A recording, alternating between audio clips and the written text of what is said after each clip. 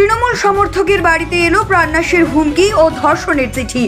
সবেমাত্র লোকসভা নির্বাচন সমাপ্ত হয়েছে, ফলাফল প্রকাশ হয়েছে তার, কিন্তু ইতিমধ্যেই তৃণমূল সমর্থকের বাড়িতে পৌঁছলো প্রাণনাশের ও ধর্ষণের হুমকির চিঠি, তাও এক দুবার নয়, তিনবার।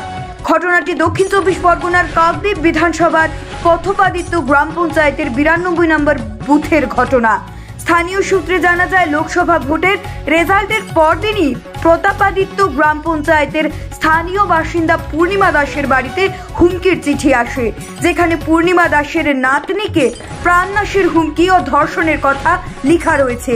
পরবর্তী সময়ে বিষয়টি নিয়ে পুলিশকে জানালে আবারও একইভাবে দুবার হুমকির চিঠি আসে বাড়িতে, আর যা নিয়েই এখন আতঙ্ক রয়েছে ওই পরিবারে।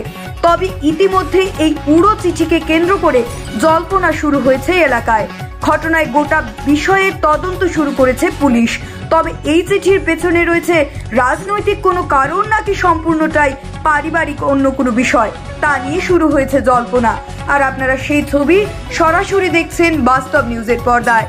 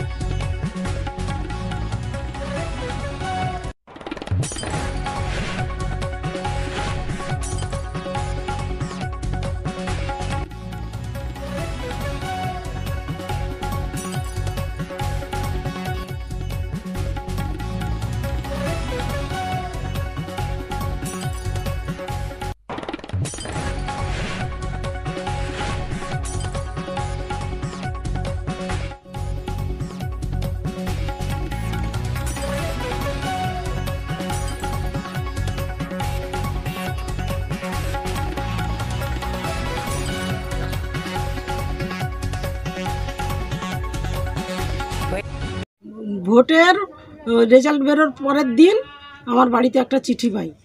সেই চিঠি, আমিও বাড়ি ছিলাম না, আমার স্বামীও বাড়ি ছিল না। সেই চিঠিটা আমার স্বামী যখন দরজা খুলে দেখে, ওই চিঠিটা উনি পড়তে জানে না বলে উনি রেখে দিয়েছিল আমাকে। আমি আসার পর আমাকে দেখিয়েছে, দেখাতে আমি পড়ে দেখে আমি পাশাপাশি সব লোকজনকে দেখালাম। দেখিয়ে ওটা আমি যখন একজনের আমাদের গ্রামের একজন মেম্বার, তার কাছে গেলাম, সে বললো জিটি করতে হবে। সেইটা আমি নিয়ে কাগজ, আমাদের এখানে যে উকিল আছে, আমার সেটা আমার পাড়া প্রতিবেশী ভাই সম্পর্কে হয়, তার কাছে গেলাম, বলে হ্যাঁ এটা করতে হবে বলতে। আমি তারপরের দিন যখন জিটি করতে গেলাম, তখন সেই দুপুরবেলায় আবার একটা চিঠি আসে। আমি চলে যাওয়ার পরে বাড়ি ফাঁকা পেয়ে, তারপরে সেই চিঠিটায় আবার হুমকি দিয়েছে যে আমি সবাইকে জানিয়েছি বলে। সেই চিঠির মধ্যে কি লেখা আছে দেখি। চিঠিতে লেখা আছে আমার নাতনির প্রাণ হবে, ওকে মেরে ফেলবে বলে প্রথম চিঠিটাই লিখেছে। তারপরে চিঠিটাই লিখেছে ডেট, ইংরাজিতেও লেখা আছে ডেট করে দেবে। তারপরে আমরা প্রশাসনের কাছে যখন পুলিশকে জানালাম, তারপরের লেখাটা আছে ওর গলা কেটে দেবে, তোর নাতনির গলা কেটে দেবো। কাদের সন্দেহ করছেন আপনারা? হ্যাঁ, ছোট ছোট বাচ্চার লেখা, কিন্তু নিশ্চয়ই এর মধ্যে বড় কেউ আছে। বাচ্চাদের দিয়ে হাতের লেখাটা আমরা পেয়েছি। আপনারা কি কোনো দল করেন? আমাদের যে দল, আমাদের বিজেপি, আমরা তৃণমূল করি। আপনারা তৃণমূল করেন? এটা কি বিরোধীদের চক্রান্ত মনে হচ্ছে আপনার? না, এটা বিরোধীদের নয়, কিন্তু তার কি মনে হচ্ছে? কারোর কোনো সন্দেহ মনে হচ্ছে আপনার? হ্যাঁ, পাশাপাশি আছে আমার। কারোর সঙ্গে শত্রুতা ছিল? না। তাহলে এইভাবে পড়লো, এত বছর পড়ছেন হঠাৎ? সেটাই তো আমরা প্রশাসনকে আমরা জানিয়েছি। পুলিশ প্রশাসন কি বলছে? তারা তো আমাদের কোনো অ্যালাউ করছে না। থানায় অভিযোগ জানিয়েছিলেন? হ্যাঁ, অভিযোগ কাগজপত্র আমি সব জমা দিয়েছি।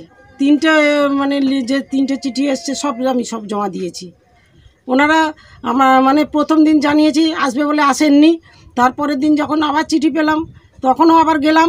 আমরা কয়েকজন গেছি, আমাদেরকে খুব খারাপ ব্যবহার করেছে। ওনারা আমাদের তাড়িয়ে দিতে চাচ্ছে এখন।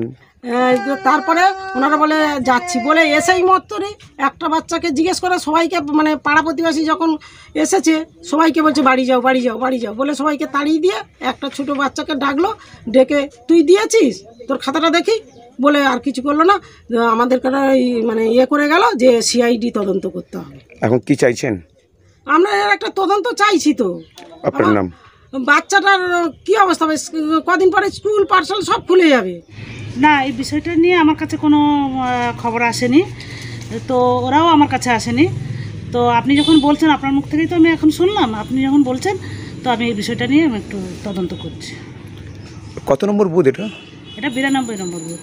আমি তো ওটা কিছু জানি না, বাচ্চা মানুষ কিছু জানে না, তার নাম যদি দেয় আমি কি করে বলবো। এবার সে বাচ্চা সন্দেহ করে বলছে, ও ছোটো বাচ্চাও কিছু জানে, ওর নামে লিখেছে যে ও। কিন্তু এই যে এখানে প্রাণনাশের হুমকি বা রেপ করা হুমকি কেন হচ্ছে? এটা আপনাদের সঙ্গে কোনো শত্রুতা ছিল? না, আমাদের সাথে কোনো শত্রুরা না, ওদের সাথে তো কথাবার্তা সব কিছু হয়, পাশাপাশি থাকি, এবারে সন্দেহ এতে হচ্ছে এটা। এর পাশাপাশি কি কারো অন্য কোনো বাচ্চার নাম অরণ্য আছে? না, আমার ছেলের নাম অরণ্য।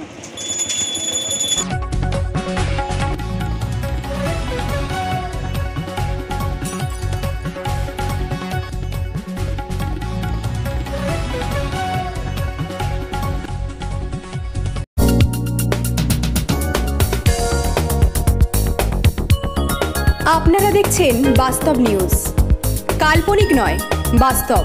প্রত্যেক দিনের খবরের আপডেট পেতে আমাদের চ্যানেলটি সাবস্ক্রাইব করুন ও বেল আইকনে ক্লিক করুন।